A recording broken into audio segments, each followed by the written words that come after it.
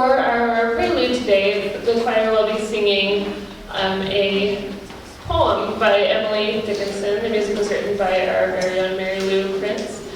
And the poem goes, Mama never forgets her birds, though in another tree she looks down just as often and just as tenderly, as when her little mortal nest with cunning care she wove. If either of the sparrows fall, she notices above.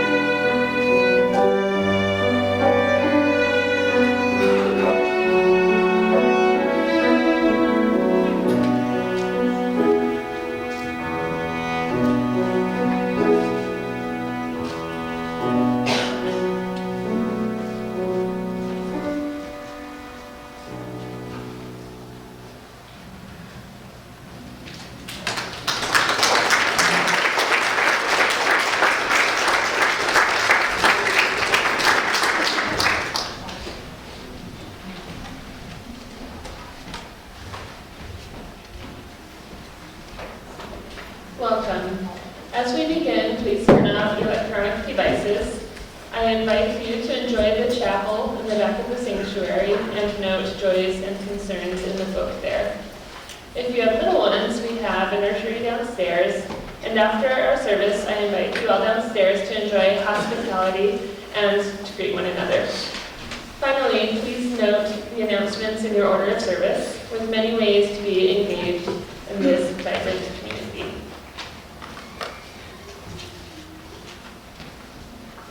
Good morning. Good morning. I'm Christine Harrell.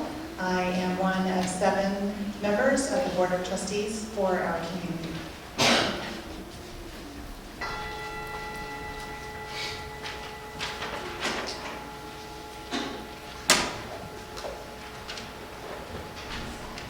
Come, whoever you are welcome here.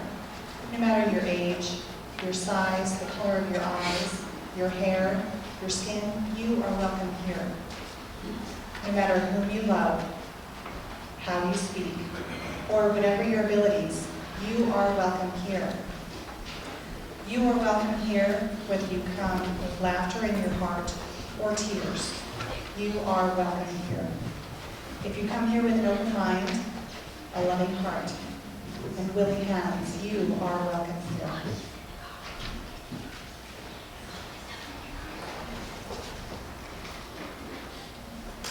Good morning. Good morning. I opened this service today with those mountains covered in mist and clouds. Did you see them? Oh, what a sight they were as we drove towards this place. I also bring to you my happiest moment this week, when Lou and Louie, our dog, were on a walk yesterday, and we were going under an overpass, and a pair of geese and 5 little goslings were wanting to cross Highland Avenue. My heart was up here. Would they survive? And they walked bravely across, one behind the other, the parents trying to keep those 5 little goslings in line.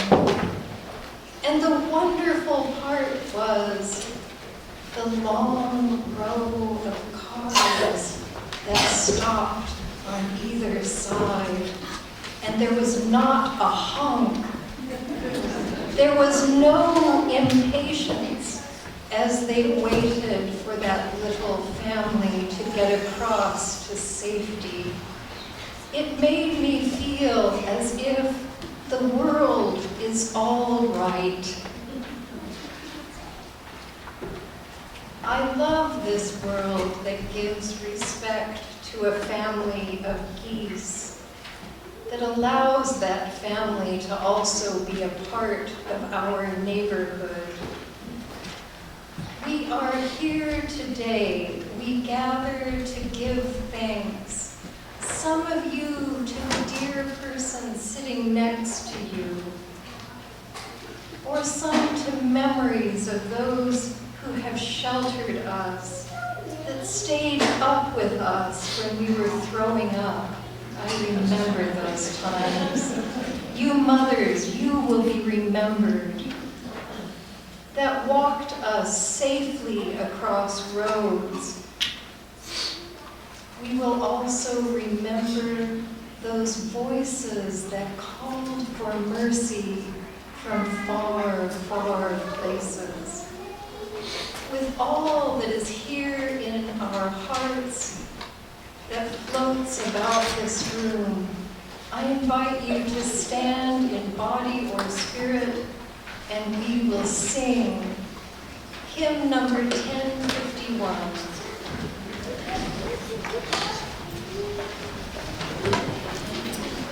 It's quite a difficult song. If you'll follow the instructions, the choir will also sing it correctly so you can keep from getting lost. The most important instruction when it says repeat, you go back and repeat that. And if you get lost, follow the choir.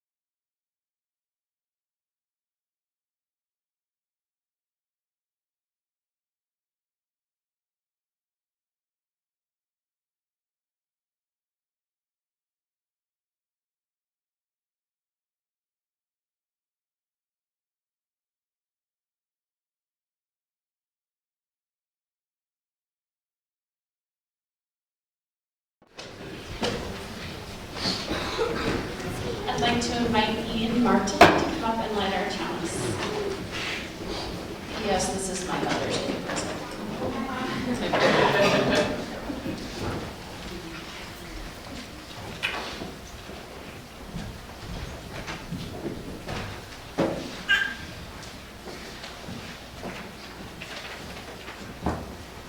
Please join us in saying the chalice lighting word.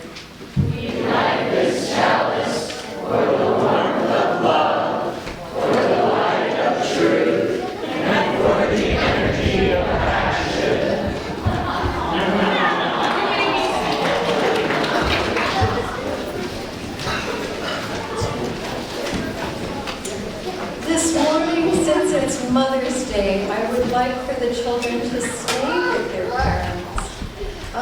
This morning, we're doing something a little different, and Lou is going to put our timer on for 5 minutes, because this could go for 30, I think.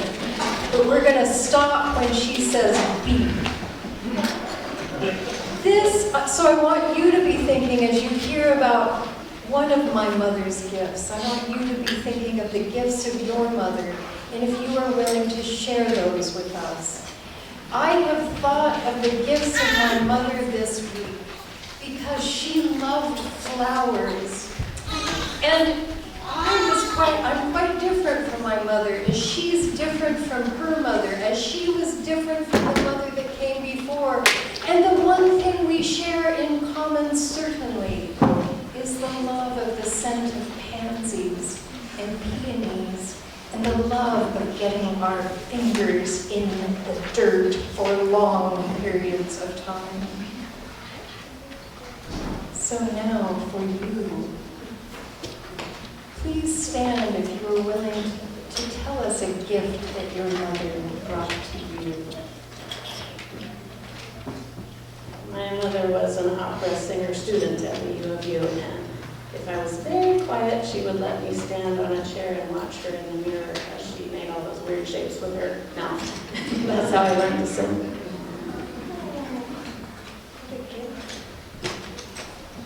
This is like the worst church for you makeup.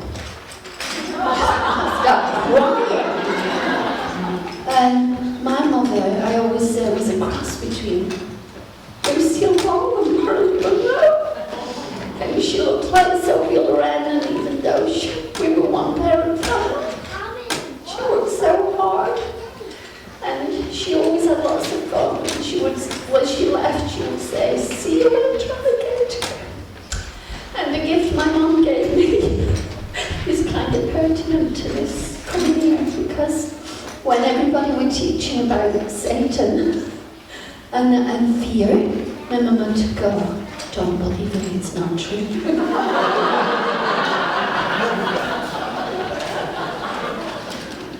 I love my mother and my grandmother for what they brought to me. They brought a love of community and a desire to serve those who are less fortunate than themselves. I just have to thank my mother for my love of reading, because she always had a book, and that was a really good example for me, so I always had a book running up to her. Of the many, many things that my mother gave me, she gave me a love of Mother Earth, and she was the one who showed me how to recycle, and compost, and do all of those things, and create as little garbage as you can since I was the state. So.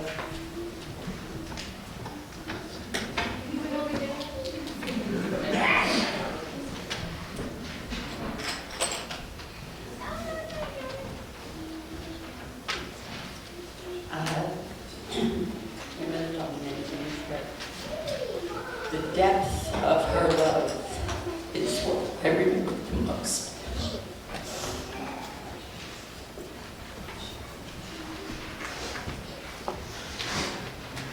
My mother is an extraordinary woman. First in her family to get a graduate degree, lawyer, attorney, judge, attorney general for our tribe, and we just found out that her autobiography is going to be published by the U of U Press, and I'm so proud of her.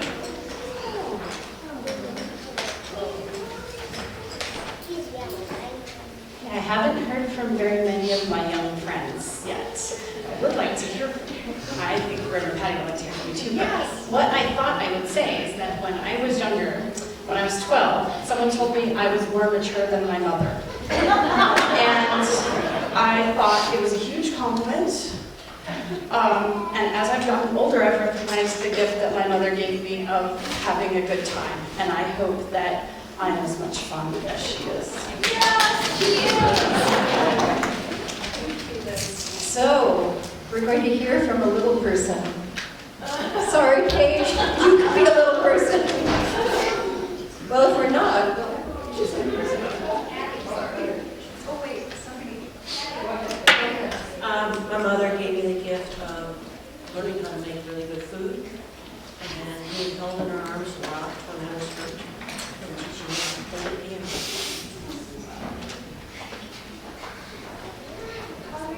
Is that you? Gunner. No. Harvey? I'll say something. Wait. They're not going to say something. My mother was really patient with me, and when I wanted to listen to the Daffy Duck theme song over and over again while she was sewing, she patiently listened to it, and she must have listened to it at least 1,000 times. And that was my introduction to being a musician.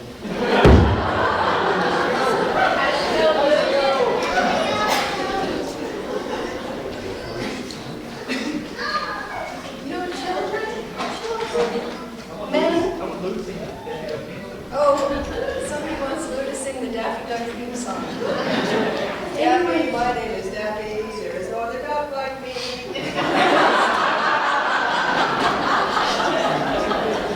We do have a band. My daughter has her third child, and sometimes she forgets to feed her or get, because the third child got forgotten. She sent my wife lilies for Mother's Day because she now has forgiven my wife for having left her at the dentist once in a while.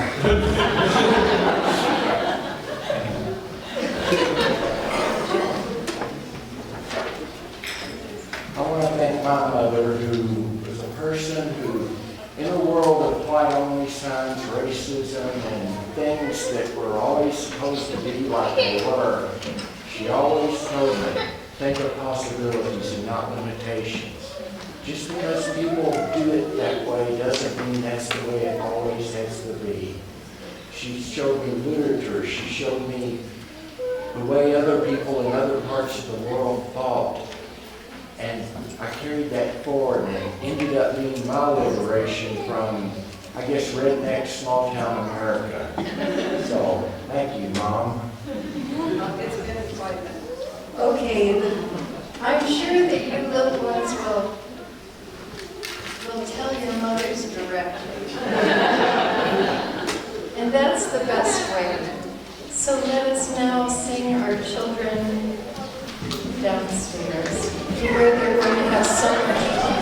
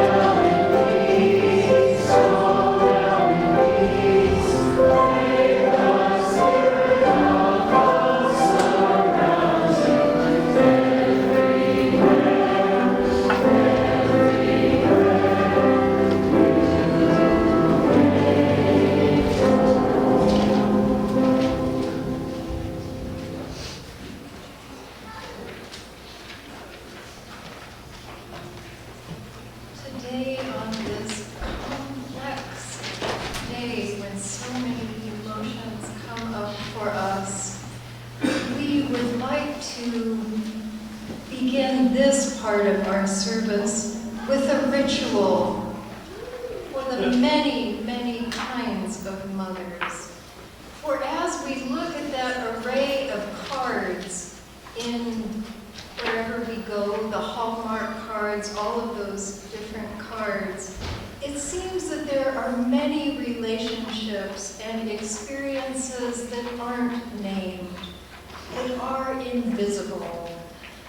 And so we begin remembering the complexity, reminding ourselves of the complexity of relationships and experiences that may be present among us.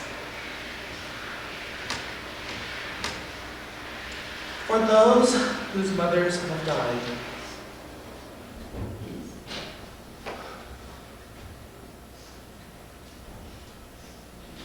for all those who want to be mothers and who may not have had, who may not have this experience.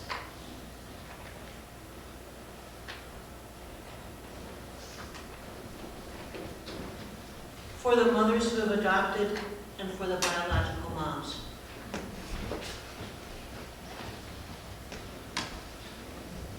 For those whose children are far away.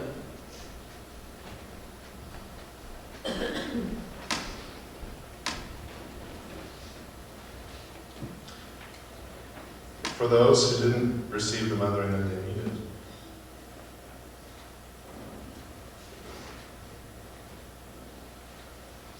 For the mother-in-laws, stepmoms, and co-parents who are recreating family.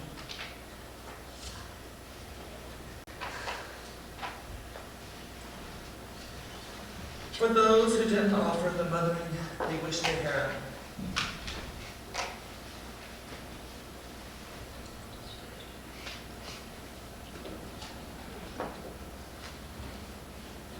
For those families that don't include a mom, yet are mothering, are nurturing, who are loving and whole just as they are.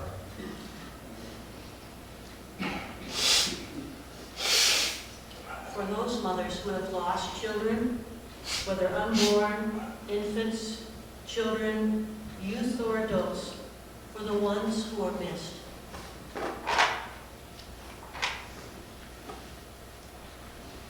For those with wonderful and complicated relationships with their parents or with their children, all practicing the art of being human.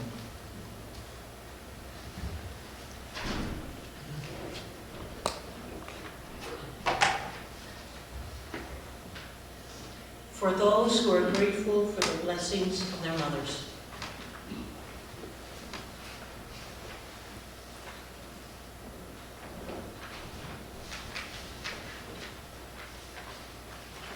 I invite all of you now to call to mind those, for I believe each of us has, or we are blessed when there is more than one. Someone who has been a mother or mother figure to you. I invite you to say their name into this place. Marjorie Tender, Florence, Joy.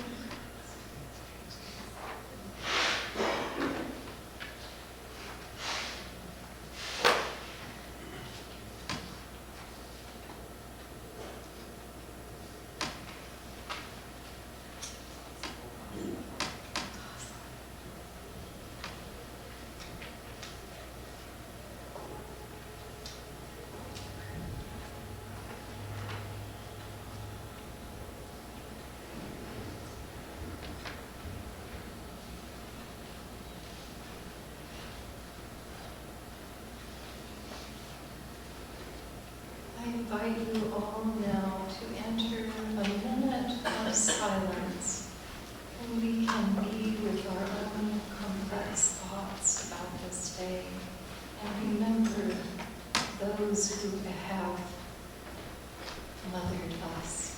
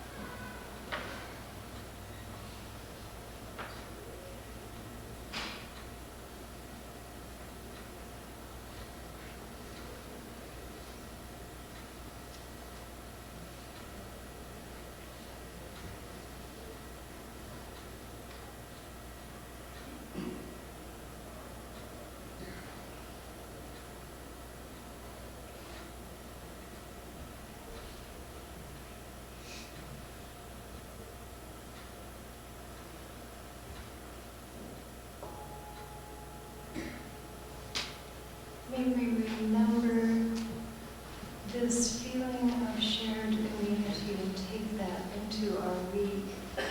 And as we begin the offering time, I also want to recognize that our newest member of our community is here, Leith, who is only, am I saying his name right? Leith, who is now maybe 3 weeks old? 2 weeks. 2 weeks old. So I invite you to welcome him and his mother and father after the service. Amen.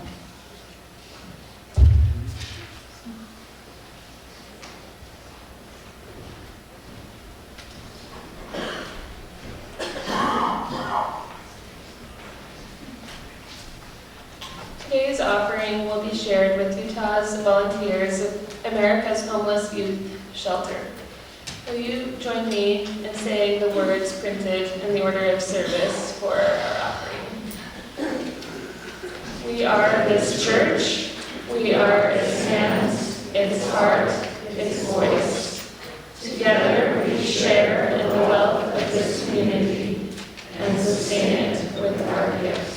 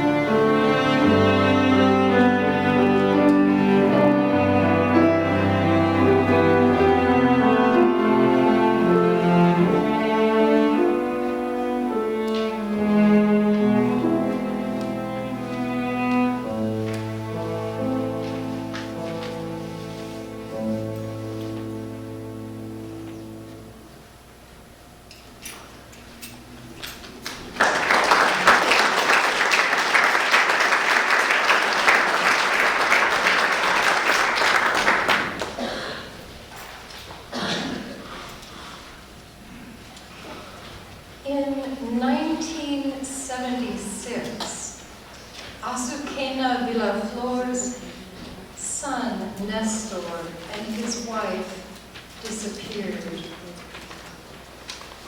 in Buenos Aires, Argentina.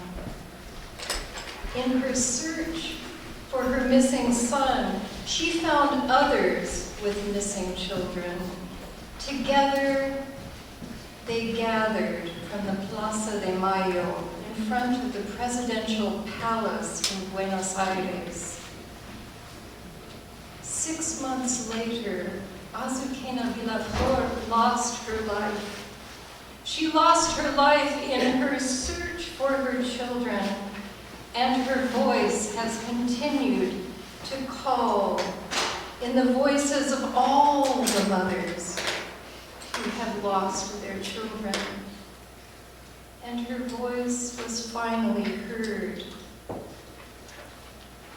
We sing today to remember the courage and sacrifice of these mothers and grandmothers, the abuelas and madres del Plaza de Mayo. We sing the names of those who were lost. We sing of the desaparecidos.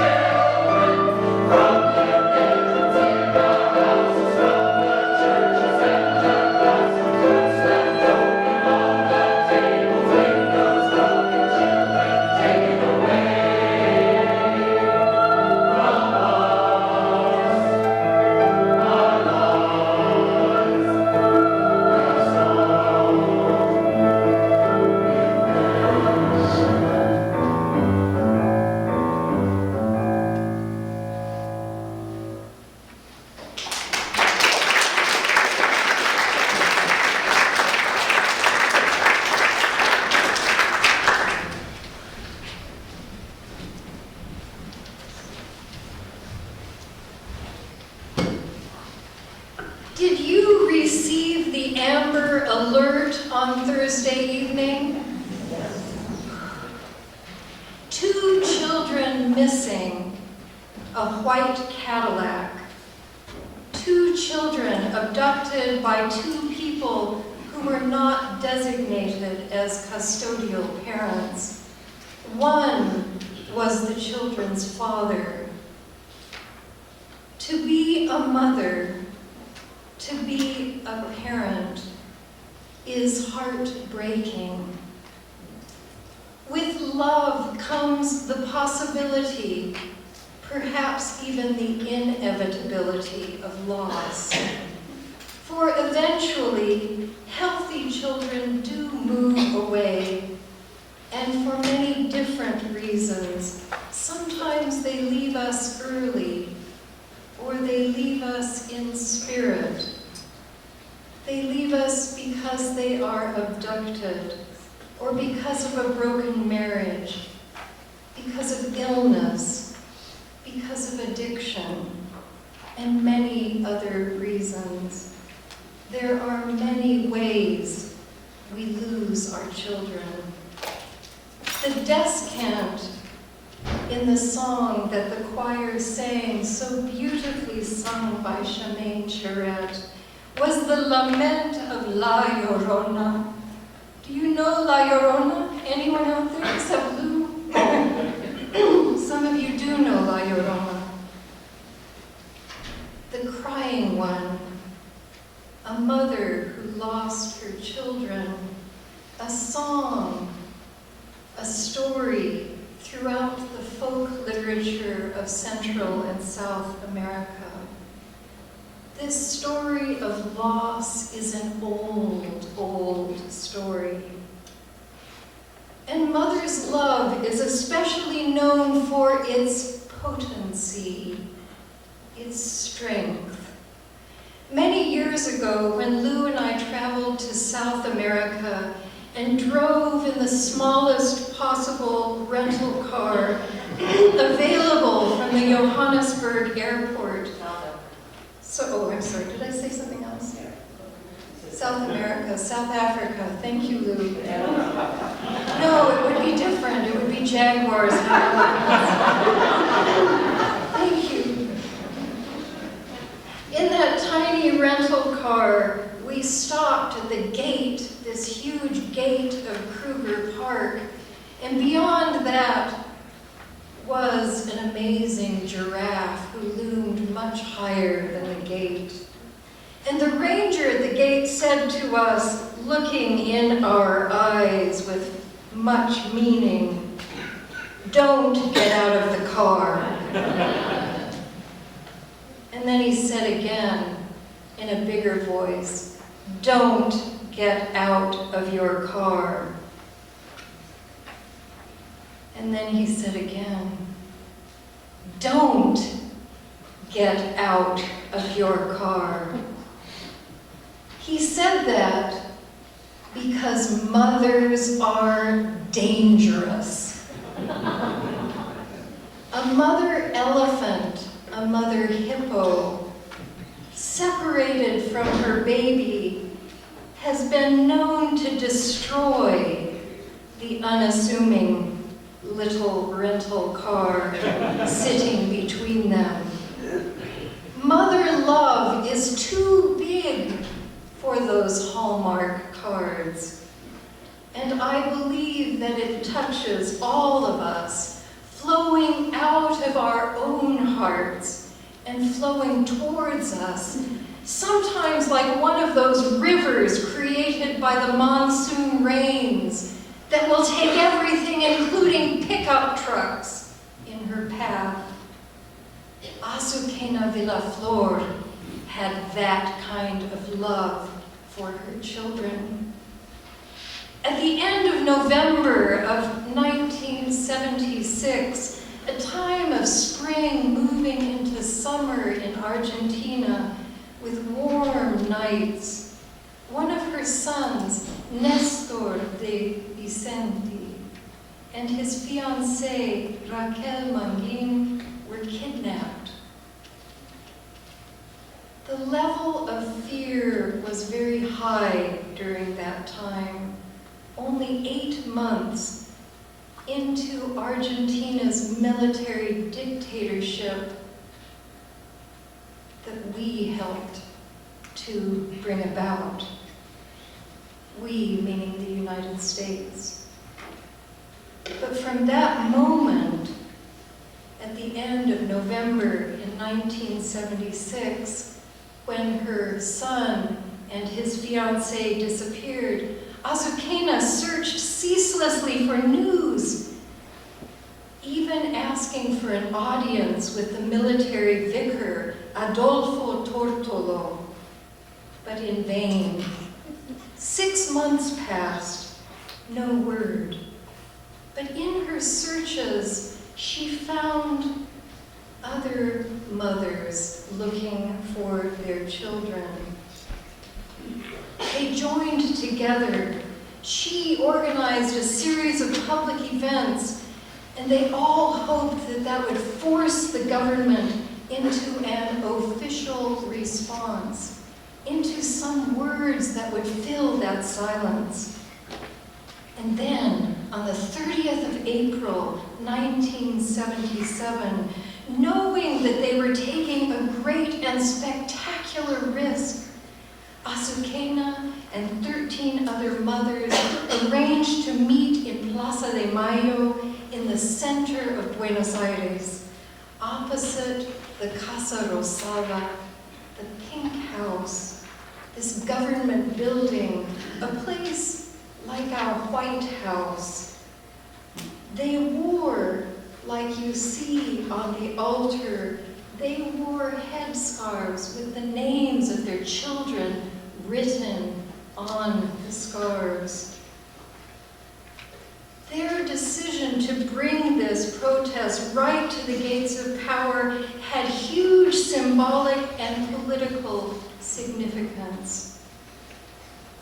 The military forbade stopping or gathering in the square.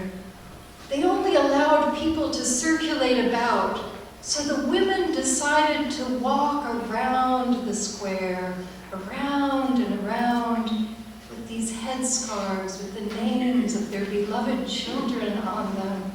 They marched first on a Saturday and then on a Thursday afternoon. And that became their day. Over and over again they met, and gradually their presence caught the notice of press. All the way here, I remember hearing about these desaparecidos.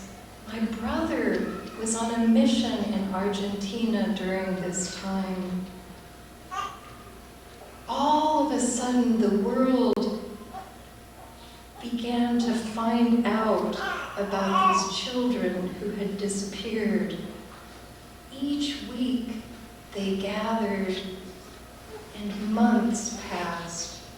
And then, about 6 months into their gathering, 8 of these mothers, with a Catholic sister active in the ecumenical movement for human rights, gathered in a church in Buenos Aires.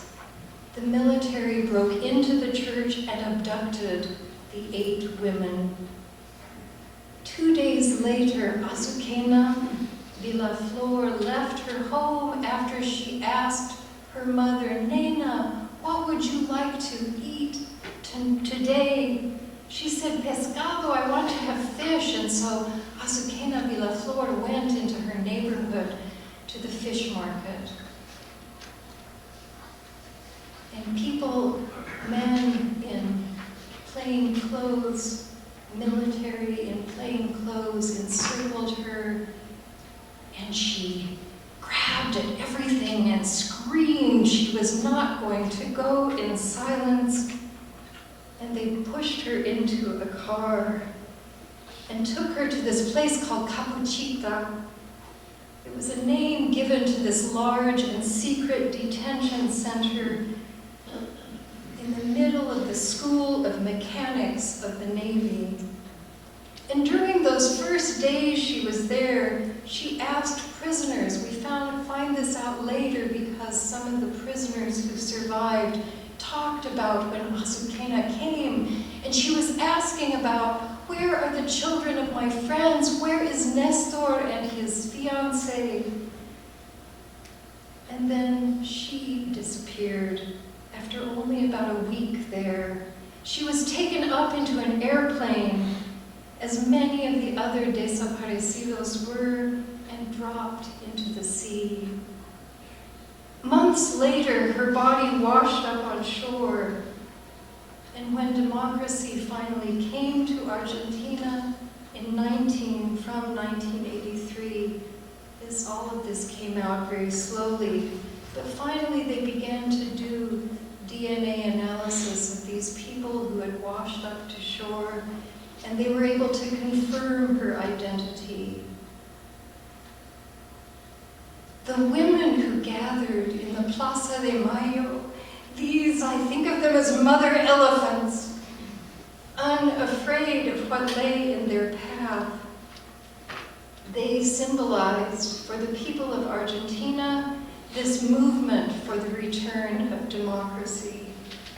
They did it all through refusing to be silent about their missing children.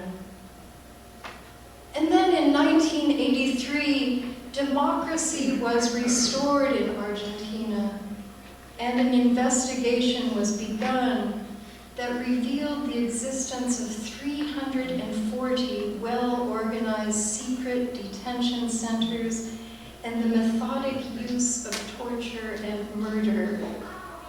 Most of the records of these atrocities were destroyed. People still mourn the desaparecidos, as was apparent when President Obama visited Argentina a few weeks ago. Human rights groups estimate that 30,000 people, among them the children of the Plaza de Mayo, disappeared during that time 40 years ago, now called the Dirty War.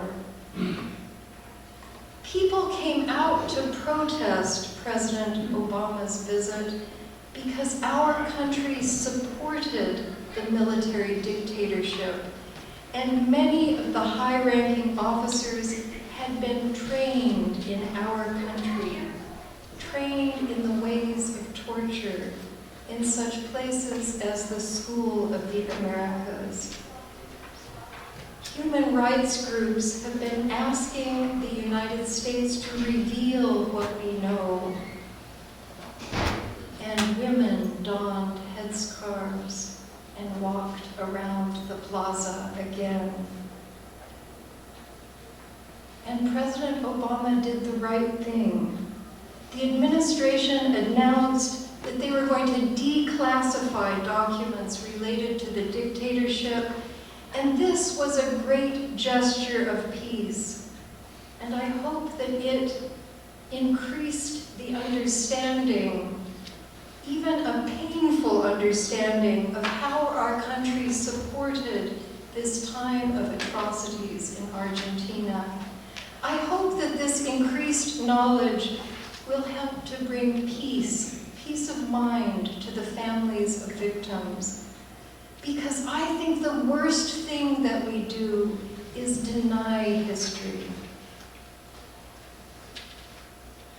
And it's so easy to do.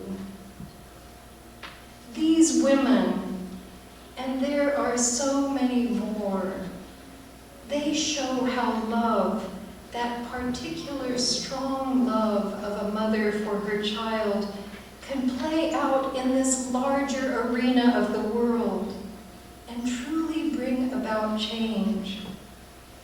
Let us take heart in the mothers of the Plaza de Mayo. I think in order to make change in the world, we just have to be fueled with enough love, a love so big that we would preserve and we would persevere and risk everything. A miraculous miraculous aspect, I believe, of a mother's love is how it is felt and heard between people who feel that love. That they hear through these barriers that are often sound barriers that keep people from one another. Do you know that it was mother's love that brought together Protestant and Catholic women in Ireland in a great movement that led to abiding peace? There's something about mother's love that reminds us of what we forget when we have enemies. We forget the commonalities we share as humans and our common hope that our children will live in a safe world.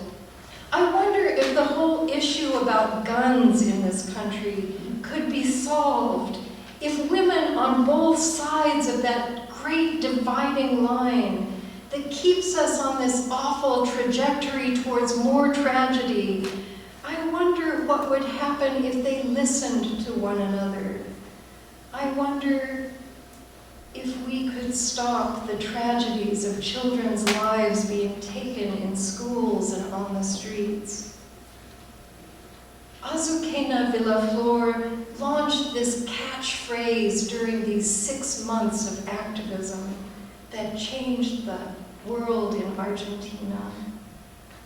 Todas por todas y todos son nuestros hijos. All mothers for all, and they are all our children. Just as those drivers encountered the geese crossing Highland Avenue, our lives are always crossing one another's. From a few years ago, from the time I was in seminary, I have been impassioned with how the pioneer narratives of my ancestors intersected with Native American narratives. This is a very scholarly way to express how my ancestors contributed to the suffering of indigenous people because they loved to write. The woman I'm named for has a published diary that I have read over and over again. And in my search, I found another way that mothers have had to exercise great courage when they have a difficult history, a history very hard to hand to their descendants. Many people, when confronted with difficult history, want to pretend it didn't happen. That's what my family loves to do. Oh, I don't remember that, Uncle. There's no need to bring it up again. It just gives us a stomachache. But our hard history, especially around abuse, informs our present. And in order to heal, we must know what needs to be healed. Recently, I heard the most wonderful description of this by a Shoshone storyteller, Patty, we share a name, Patty Timbimbu Madsen, a descendant of the Northwest Shoshone people who were massacred at Bear River, just across the Utah border into Idaho on January 29, 1863. 493 people died in one day, making it the worst in the western United States since our nation was founded. The dead Shoshone were left unburied. Women and children were mutilated and abused. Patty gathers children around her and she tells this story that almost wiped out her Northwest Shoshone ancestors. She says, it's hard to know how to tell this story, but we must tell it. And that great love that she has as a mother and grandmother helps her have that courage to tell that story to her children. Patty and I have begun a conversation because we are connected in more ways than a common name. My ancestor, Patty, the midwife who delivered close to 4,000 babies, she fed those soldiers on the way to Bear River. And that meal is just the beginning of my ancestors' collusion in the tragedy of the indigenous people. My ancestor was also presidentess of a dicey society to clothe the Indians, a strange organization that made clothing and then sold it to the Indians. It's a very odd story. These are hard stories to tell the young people of my family. We love to tell the good stories, the stories of midwifery. The others are much harder to tell. But these are the stories that I must tell, and that I feel called to tell Patty's descendants as well. For hiding these stories of collusion, our part in the history of this great country has intensified and prolonged the suffering that was originally caused. So I ask you, what is the work of courage that is yours? What is the work of courage that is yours? What if we think of the children of others as our own? What if we think of all the children of the valley as dear as our own? And I believe that that's what we're doing when we prepare food for the Homeless Youth Resource Center. And many of you do that. I think that this is what we're doing when we're gathering food in the foyer. Have you seen that great pile of food? This is for children who are hungry on the weekends. I wonder if we could continue, and we'll need more help. Please, if you want to volunteer with this, go to Susan Ezagiri. Go down to the Happenings Hub after this and say, I want to help. Because I wonder if we need that pile of food in our foyer to remind us of the children who are spending weekends hungry. And by doing that, we are listening to the voices of the mothers in this valley, some of whom I hear about are working 3 jobs to keep their family from being homeless. And that work is also keeping them away from their children. What mothers' voices do you hear calling for mercy? May we tune our ears to the voices of mothers, and may we act out of our mothers' hearts. May we have the power of mother elephants. This is a blessing to you and to me. May we have the power of mother elephants to obliterate those walls of misunderstanding and hate that keep us from the world that is possible. May we have warmongers afraid to get out of their cars. May it be so. Amen.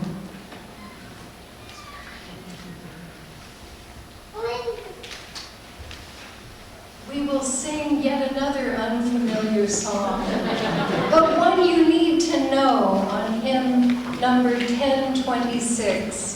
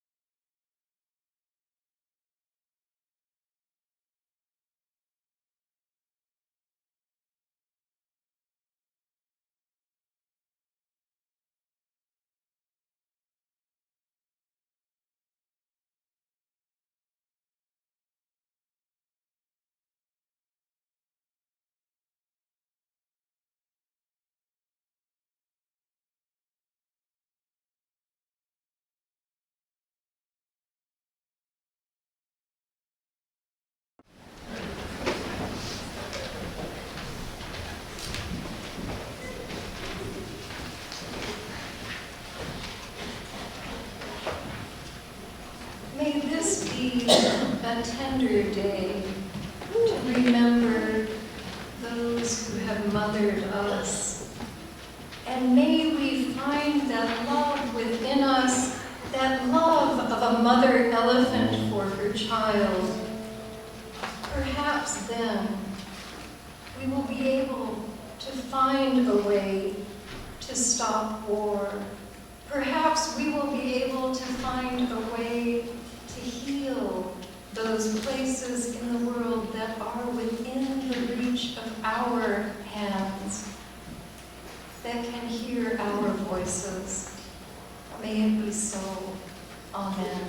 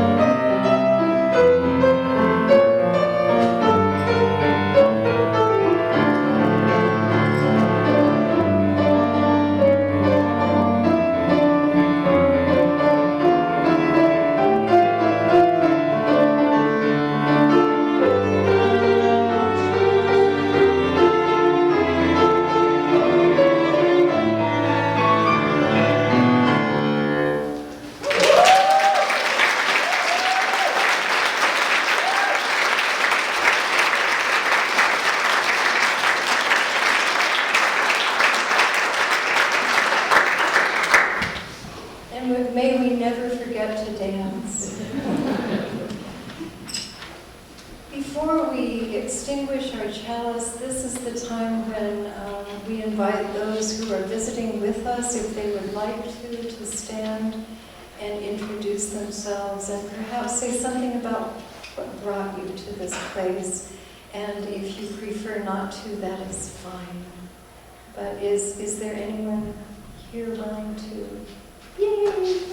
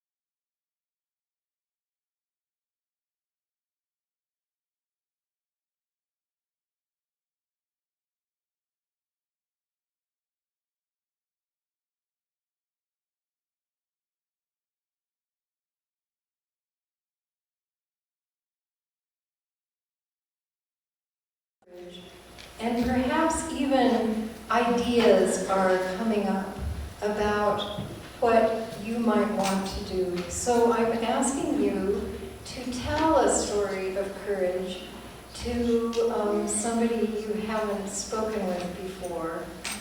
But don't just run to the young people from you. So you haven't spoken with in a while. Okay. So I invite you to do that as I extinguish the chalice, to take that light into your hearts and then out into our greater community. And I thank you for all the wonderful stories I hear of how you are doing that. I am grateful for that, as is the world. Go in peace. Downstairs also we have a happenings hub and lots of things to eat. Amen.